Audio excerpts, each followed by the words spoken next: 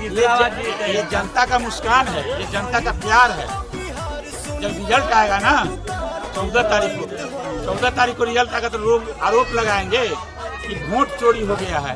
और EVM hack हो गया है। इसका लोग आरोप लगाए, उस दिन बंगले झांकते लोग नजर आएंगे।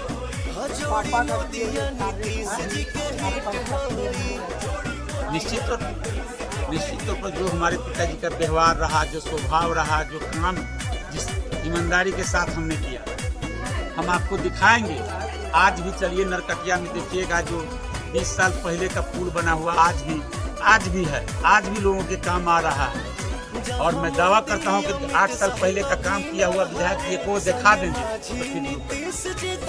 तो उनका किया हुआ अच्छा काम, हम लोगों का किया हुआ संघर्ष, मोदी जी नीतीश जी का काम, जो समाज के अंतिम पायदान पर जो लोग हैं उनके लिए जो करने का काम किया है और जो कार्यकर्ता एनडीए की मेहनत कर रहे हैं, सबका परिणाम दिखेगा। सुबह 7 बजे से आपका कार्यक्रम तय हो जाता है, रात को 11 बजे तक सब लोग क्या होता है, समर्थक है, सब भाई है, सब सर मीडिया वाले एक बार देखिए हमारे